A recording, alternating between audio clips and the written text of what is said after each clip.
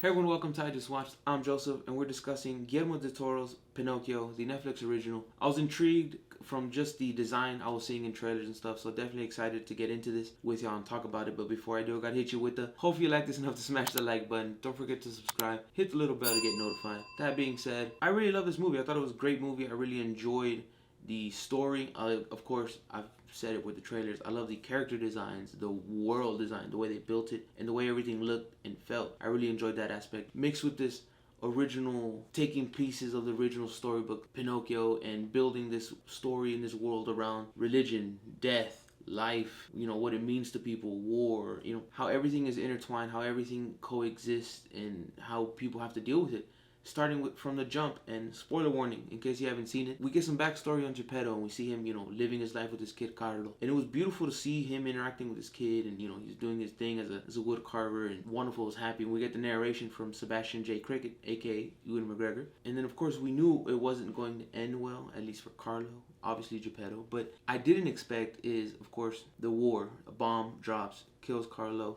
I didn't expect for us to see Geppetto in such a almost like real sense of broken. I thought we were gonna kind of just jump to him building Pinocchio and going forward. No, we got to see like this tragic aspect of him not leaving his son's grave, staying there for years and just becoming a drunk and not doing anything because he couldn't deal with it, he couldn't move on. I didn't expect to see that. It was tragic. I was like, oh shit, this is what we're getting into. He chops down the tree that he planted, and that's what he uses to build Pinocchio in his like drunken stupor and of rage. I also really liked this design, but the whole of the tree was where Pinocchio's heart was, which is where Jiminy basically lived, where he stayed. And we get to the point where he is building Pinocchio, and it's not some beautiful, happy dandy, I'm putting together this new boy. No, it's like this horror-esque, like creepy, carving the wood, and like it looks like he's destroying while he's building, and the sound they used and everything. Like, it was a combination of everything. I mean, Guillermo del Toro, we know, is extremely talented. This is known. It was interesting to see his perspective. Of course, we get like those horror moments of the visuals, the sounds, the way they portrayed things happening to lead into this almost contradictory moment when Pinocchio's alive and he gets brought to life by a blue fairy. But it was a combination of multiple. They look like a bunch of floating eyes. Blue fairy comes together, gives him life, right? It's morning, and the song, which I actually really enjoyed, when he's singing about what is this, what is it called, what is this, what does it do, and he was like going about having a good time, destroying stuff, throwing stuff everywhere, causing this ruckus.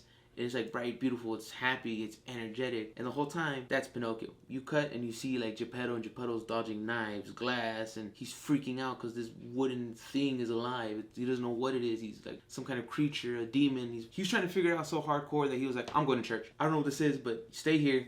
I'm going to church. I need to talk to God because I don't know what the... And I thought that was hilarious. And you get to see, tidbits that we usually get. Pinocchio doesn't want to listen, or he's easily bamboozled. I mean, he doesn't know shit. He still has to learn everything. But I like the push of the story.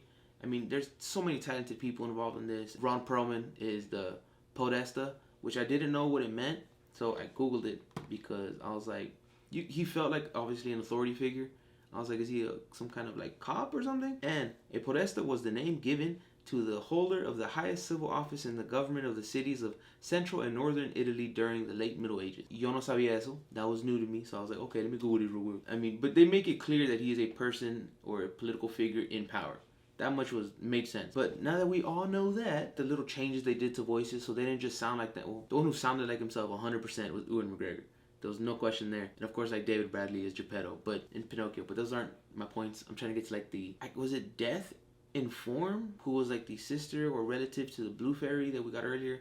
It's not a blue fairy, but that's what I'm calling it for now. I love the voice change they did to her and the way she was speaking, and the description of like, you technically died, but you can't die, so you just gotta hang out with me. But every time this happens, we hang out longer, and drops the hourglass, and you see the different size hourglasses. And I like the aspect of it getting to the point where he has to make the decision to be mortal, basically sacrifice himself to save Geppetto. And like a character that was new to me completely is Spazzatura. Love that. Like at first, you're like, oh, that stupid monkey is being mean to Pinocchio for no reason, just jealous because, the Count, aka Christoph Waltz, was giving all the love, focus, and attention to Pinocchio, and no longer to Spazzatura. And Spazzatura felt abandoned, clearly. And I like the switch when Pinocchio stood up for Spazzatura and they become friends. And then further down the line, Spazzatura stands up for Pinocchio, and they become a family. And I was like, this is a beautiful story. I like the ups, the downs. It was a very emotional movie where you think, like, cool, it's over, happy ending, they live as a family. Nope. They did. And it's not bad. It's actually really good. But again, unexpected. They tell us over time, Geppetto dies. He aged. Sebastian, the cricket, he aged. And I thought it was neat that he put him in like a little matchbox and kept him in a little hole in his heart. And then Spazzatura as well, aged. And you see him next to their tombstones, leaving flowers and then venturing off into the world as Pinocchio didn't age. Overall, really enjoyed this movie. I love I've told you before and I'll say it again, damn it. The character design, the world design, the story where it felt different, but it had so many similar moments to the actual storybook. And you got to mention the Disney Pinocchio, but those same moments were drawn from the same inspiration. But seeing those moments made it feel familiar while still introducing us to this new story and this new version of Pinocchio. So I really enjoyed it. Again, rewatchability, because that's the biggest thing for me. I mean, anytime I watch any movie, any kind of show, if I listen to music, like, how much do I want to re-enjoy this? A book, if I read it, how much do I want to reread this? That is the biggest winner for me. That's what makes it great, amazing, outstanding. Absolutely really enjoyed it. I thought it was beautiful and I want to rewatch it. I plan on rewatching it and I highly recommend it. And this drew me in enough to be like, I want to watch this again. I grew attached to these characters. I want to hear your thoughts, comments, questions, concerns down below. Have you seen it? If you haven't, I recommend it. If you have, how'd you feel about it? Did you like it? Did you hate it? Are you a fan of stop motion? I like this. I want to hear your thoughts, comments, questions, concerns. Again, I love hearing from you. But until next time, stay safe, be well, y con mucho amor. Adios.